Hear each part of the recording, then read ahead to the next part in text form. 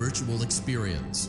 Fazbear Entertainment is excited to join the digital age, and what better way to do that than with an edge-of-your-seat virtual reality experience.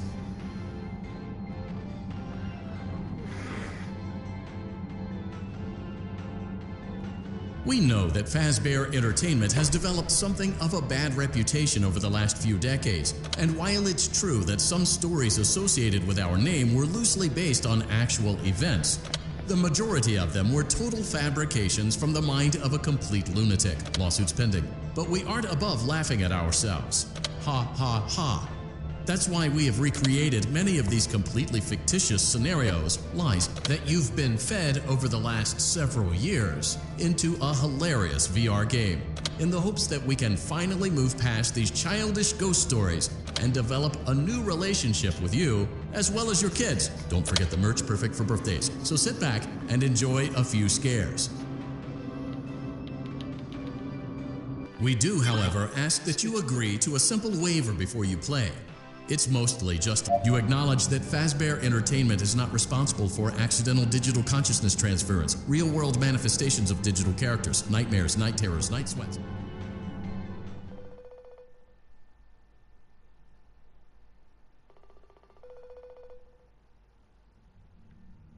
Welcome to the Freddy Fazbear virtual experience. Use the console in front of you to navigate the menu and pick one of the frightening experiences available. By completing these...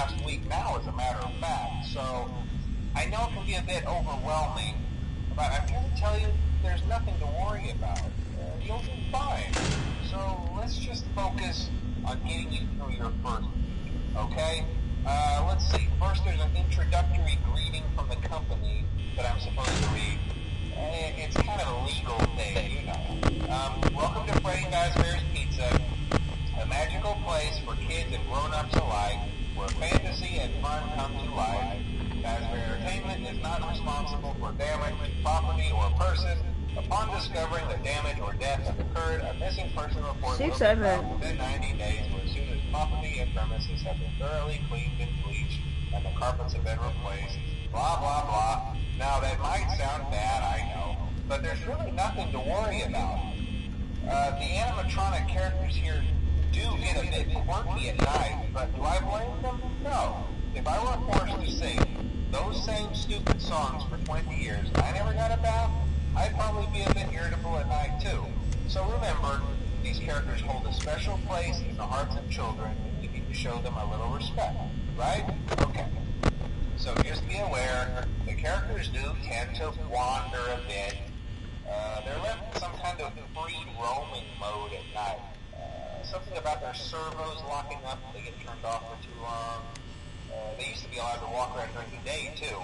But then there was the bite of 87. Yeah. It's amazing that the human body can live without the frontal lobe, you know? Now, concerning your safety, the only real risk to you as a night watchman here, if any, is the fact that these characters, if they happen to see you after hours, probably won't recognize you as a person. They'll most likely see you as a metal endoskeleton without its costume on. Now, since that's against the rules here at Freddy Fazbear's Pizza, they'll probably try to forcefully stuff you inside a Freddy Fazbear suit. Now, that wouldn't be so bad if the suits themselves weren't filled with cross beams, wires, and animatronic devices, especially around the facial area.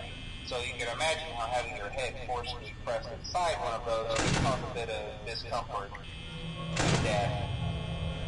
The only parts of you that would likely see the light of day again would be your eyeballs and teeth that pop out the front of the mask.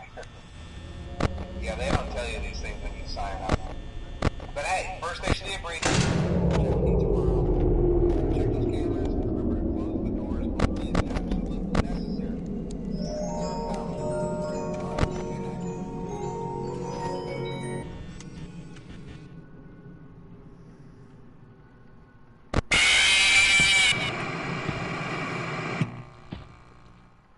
What the hell was that?